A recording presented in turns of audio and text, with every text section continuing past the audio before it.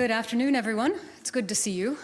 We will start, as usual, with a statement from the Secretary General, followed by your questions. Thank you, and good afternoon. We have just finished the last meeting of NATO defense ministers before the Ankara summit, and we made good progress on our priorities.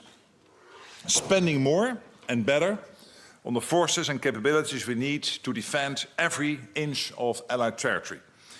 Around the table today, I heard ally after ally after ally explaining how they are increasing investment in defense.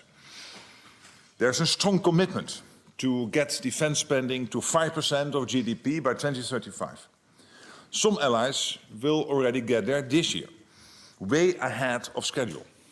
European allies and Canada are really stepping up with record increases last year. Over $90 billion extra in real terms, which means $139 billion extra in nominal terms. I repeat, $139 billion extra.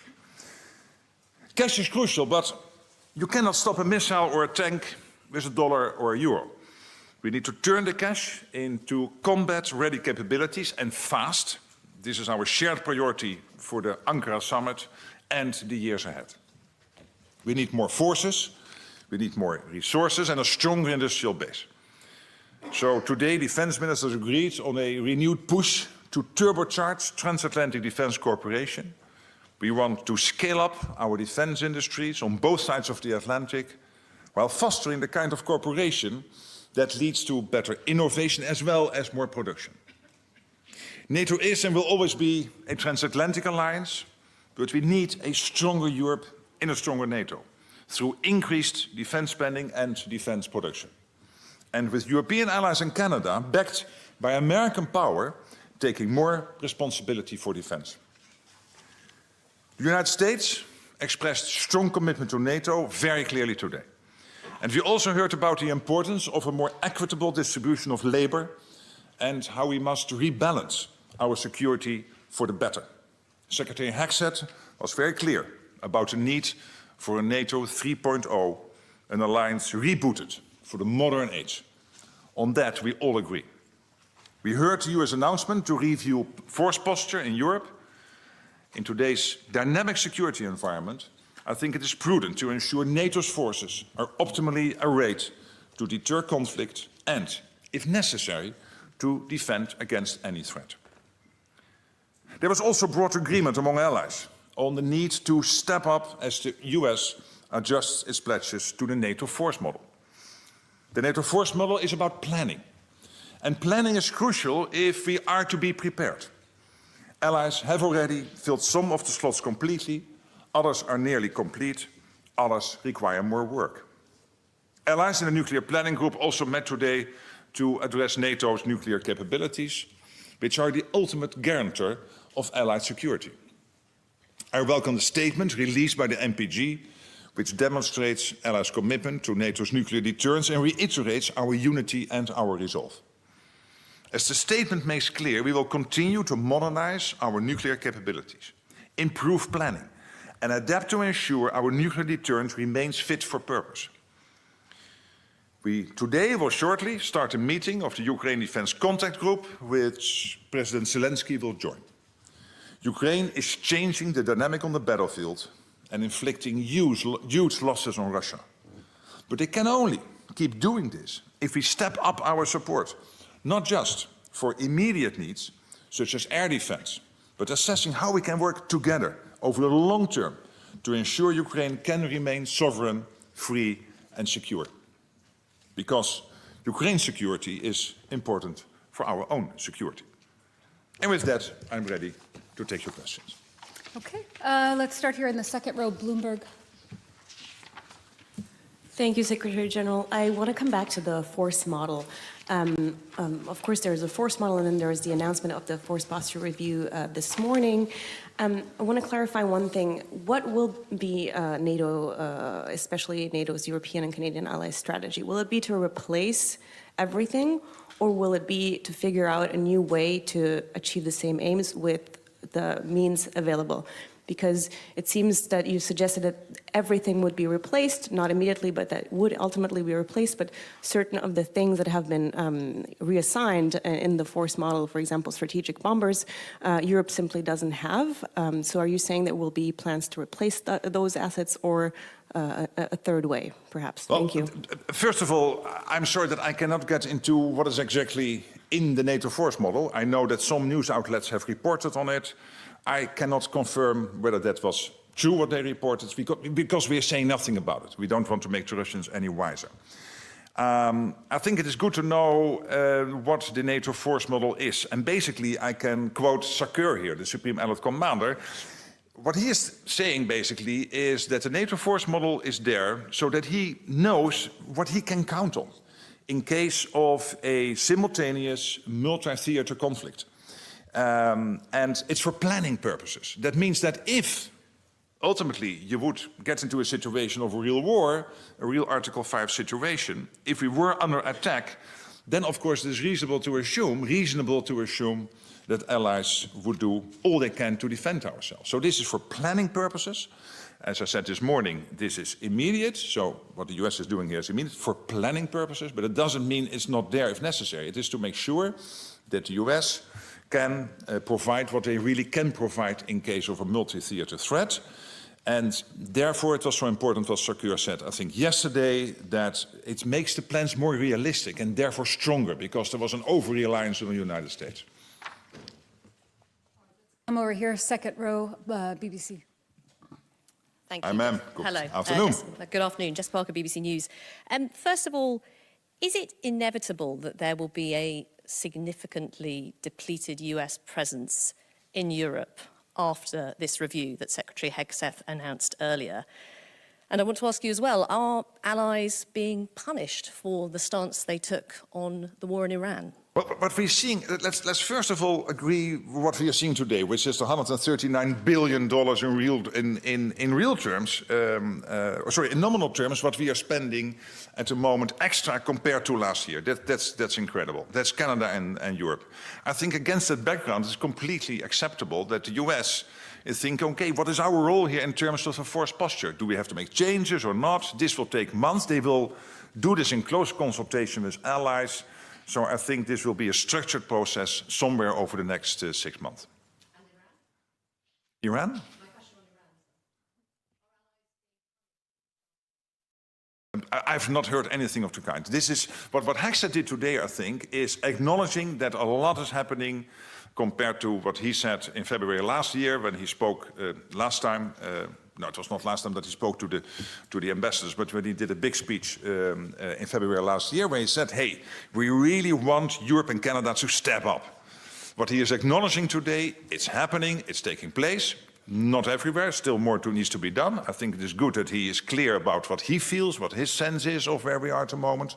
We need to have that discussion.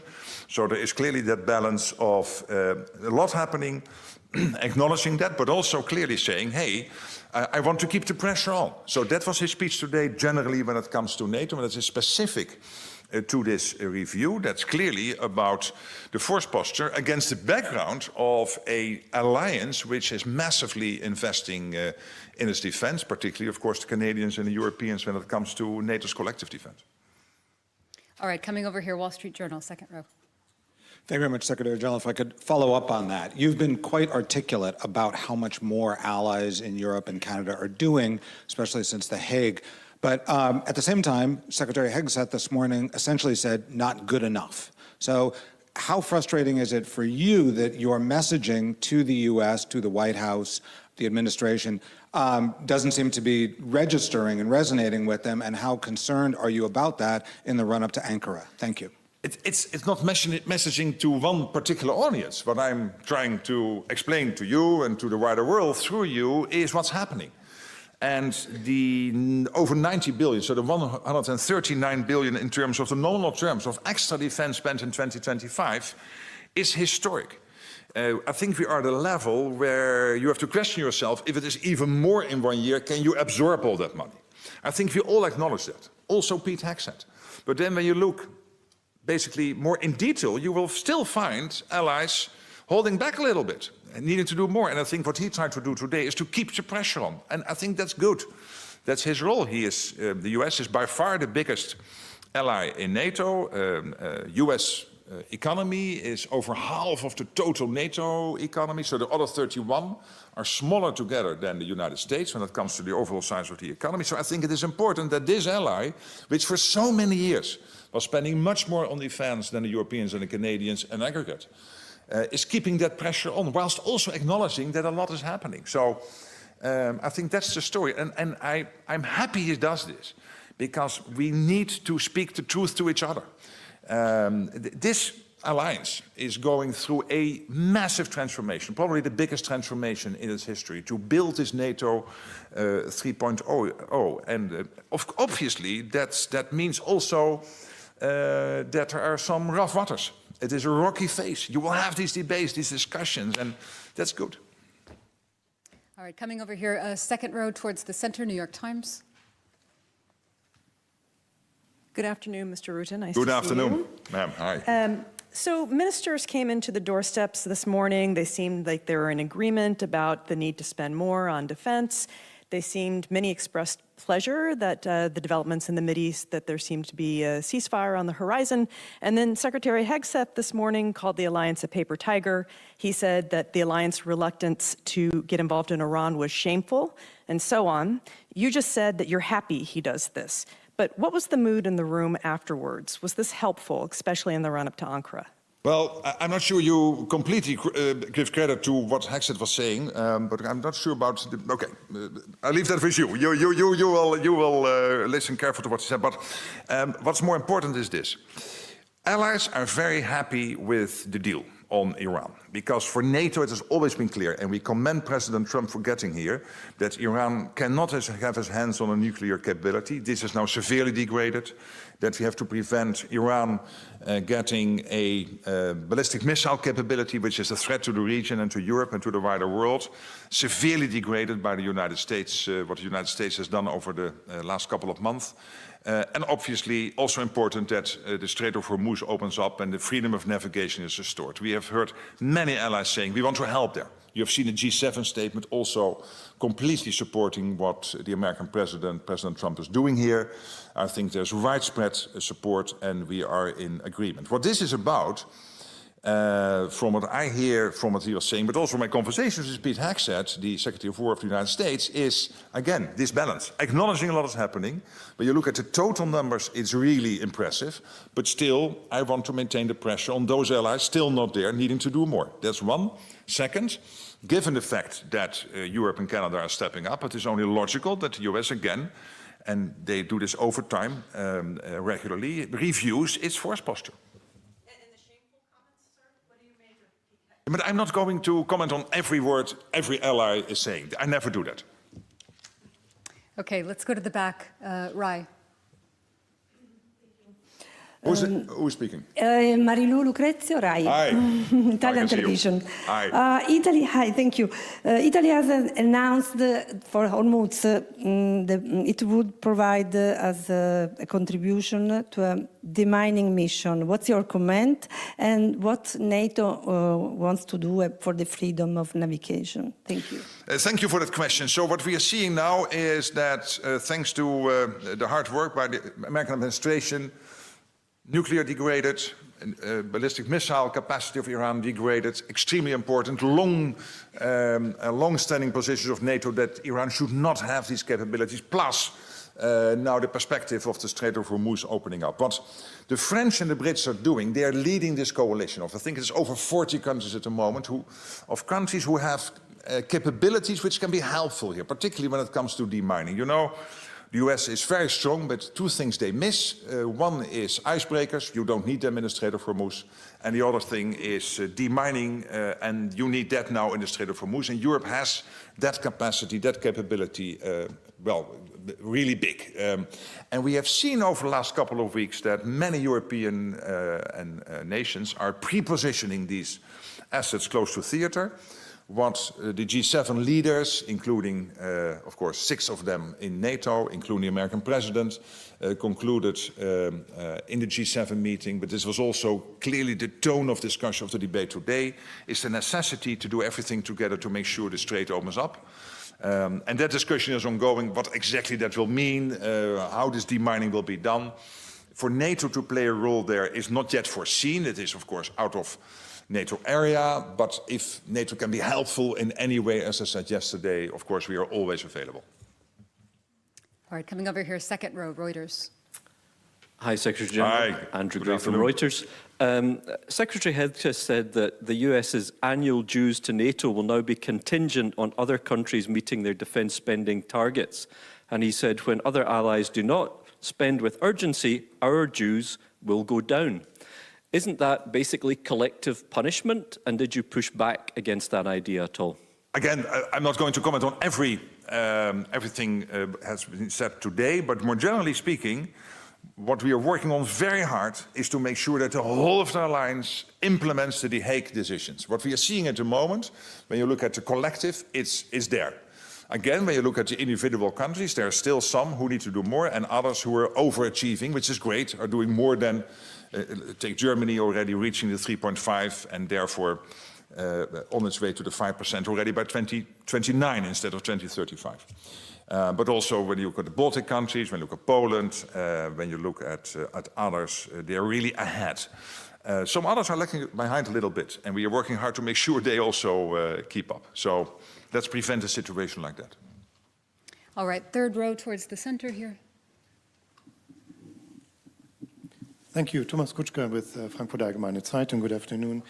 Good afternoon. Secretary General, as the US is reviewing its force posture in Europe, does the alliance need a roadmap moving forward so that the US consults with allies before it actually takes drawdown or decommitment decisions, unlike we've seen with the previous decision? And do you see a risk of dangerous defense gaps, as the German Defense Minister Boris Pistorius has said this morning, if there is no synchronizing of this kind? Thank you. I think Pete Hegseth made quite clear that the US will do this force posture review in close consultation with allies.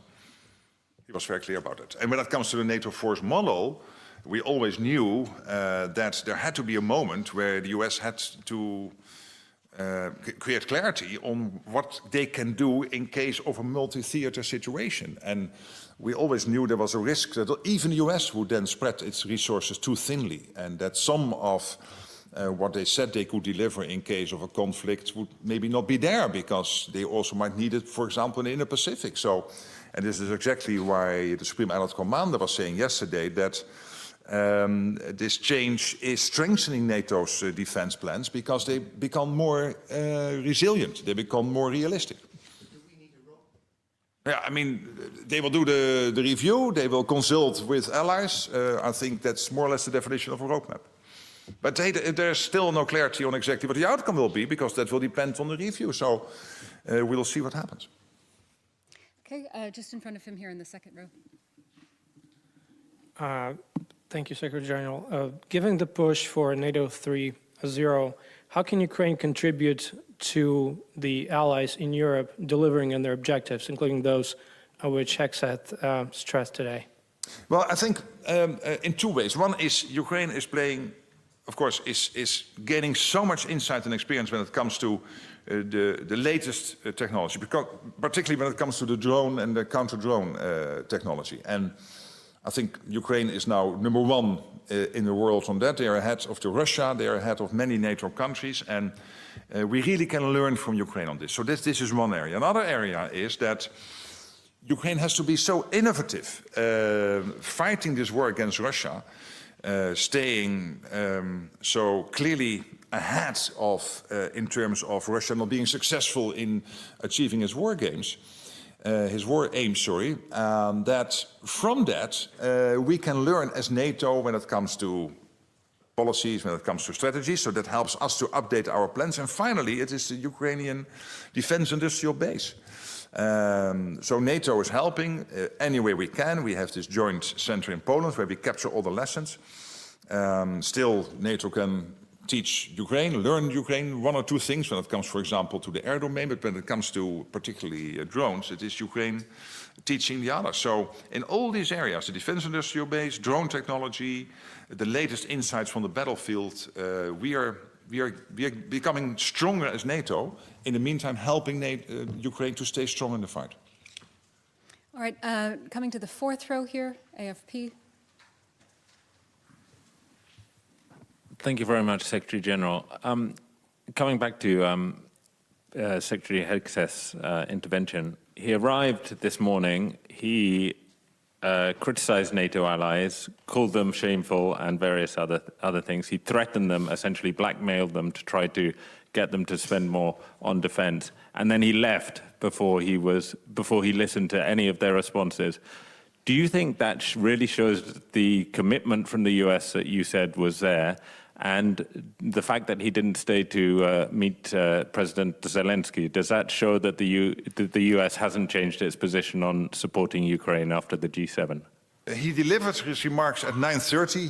He left at 11:15. So he was there for almost 2 hours listening to the debate and acknowledging the contributions of many allies. We knew that he had to leave early because he had prior scheduled commitments, so we knew that, but he was there for almost 2 hours listening to the debate. All right, fourth row here, the gentleman. That microphone. Good afternoon, Mr. Secretary General. Evgeny Snegov, Russian independent media in exile, ECHO. As we know, there was a large Ukrainian strike on Moscow region this morning. How does NATO evaluate this operation? Thank you. Yes, we are never commenting on every individual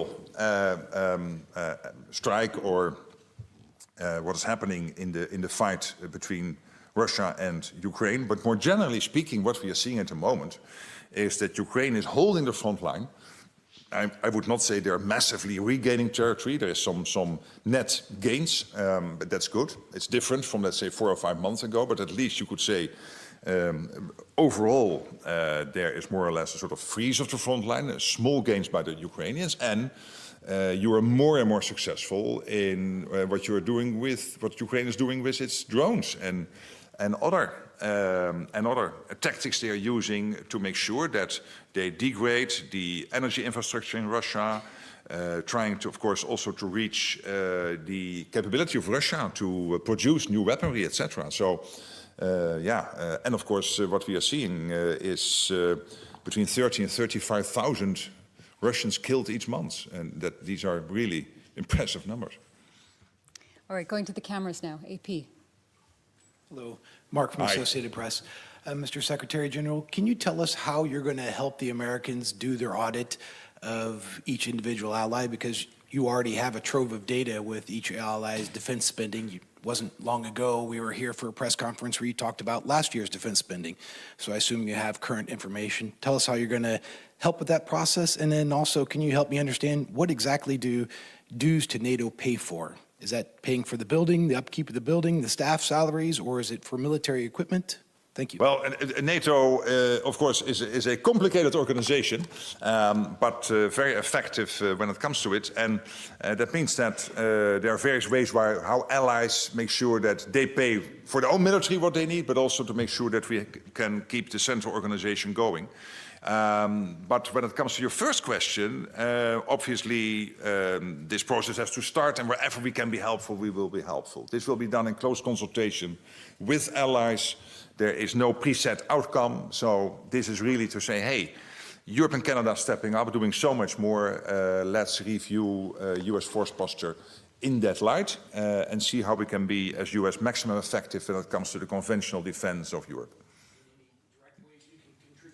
Yeah, I mean, this process now, of course, has to be sketched out, more detailed, but wherever we can, we will help, obviously. All right, second row in the very center. Wait for the mic, please. Thank you, Aye, Wilson. sir. Thank you, Secretary General. Anton Trigup, Ost-West TV channel.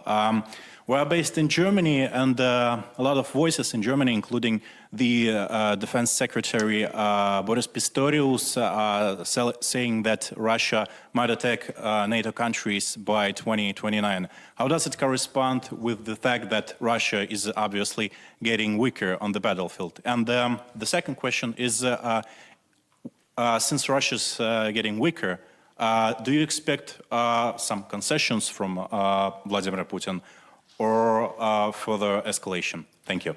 Yeah, when it comes to the second question, obviously Putin one day has got to take a decision whether he wants to play ball or not. And Steve Witkoff and Jared Kushner and Marco Rubio, they're all working hard to get that peace process going. I really want to thank them for that. It was President Trump breaking the deadlock with Putin last year, February, directly dialoguing. I think that was also crucial because he was the only one who could do that.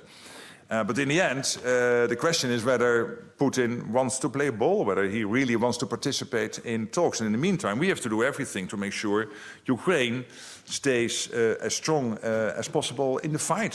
So that's what we are working on. And when you look at Russia more generally, don't forget the latest numbers you can see from Russia coming is that they spent, it was 40%, now it is 48% of all the state budget is now spent on defense, 48%. That means that from the tax income Moscow is getting, about 75% of the tax income is now spent on defense. These are crazy numbers. So we cannot be naive about Russia. At the same time, Russia is not bigger than Belgium and the Netherlands combined. And they know we are very strong as NATO, and they know they cannot win from us. So we will do everything to make sure that they understand that it would be their biggest mistake if they would try. Well, this is open sources from various intelligence agencies over Europe saying that it is their assessment that they could be ready, being strong enough by that time. And we have to make sure that we are stronger today and that we are also stronger tomorrow, stronger in 27 and in 29 and in 31, so that they know it's better not to try it. Okay, we have time for one or two more questions. We'll go to the fourth row here. Hi, I'm Venera from Kosovo, and I will ask you do you see Kosovo getting closer to NATO in the future? What should Kosovo do to make that happen? Or if NATO support Kosovo security force to become a full army? Thank you. Well, clearly, Kosovo is an important partner, but you also know that there are various countries not yet recognizing Kosovo. So in that sense, there is that complication. But I think in the meantime, what is more important is that we do everything to make sure that KFOR is as strong as possible. As you know, it's our assessment that the security situation in Kosovo has continued to improve over the last couple of years. That's why a decision has been made to go back to the pre-2023 levels when it comes to KFOR in size. It's now about 4,700, and the pre-2023 levels, depending on circumstances, it will mean that KFOR will still be considerably in size, between 3,000 and 3,500. Of course, working on basis of the current legal framework. Okay, staying in the fourth row here on the aisle. Hello, my name is Asako Funafusa. Good afternoon. Good afternoon. The Asahi Shimbun from Japan. I'm going to ask about the Finland decision. Just yesterday, as you know, in Finland Parliament, the governmental proposal of amending the Nuclear Energy Act just approved. What is your reaction to Finland as one of the important NATO allies? Well, I think it was an historic decision made by the Finnish Parliament yesterday. And today also the defense minister mentioned it. And I said, hey, this is really historic. And it means that Finland takes this step, and I can only take note of that respectfully, because in the end, this is up to every individual ally to decide how they want to work on these issues. And it's not for me to comment, obviously, but me saying it is an historic decision means that I'm not entirely without emotion about it, but also holding back a little bit on commenting too much, because in the end, these are sovereign national decisions. Thank you. All right, thank you all so much. That's all we have time for. There will be one more press conference today after the Ukraine Defense Contact Group. And then the question is whether you're still there, but that is the end of the day.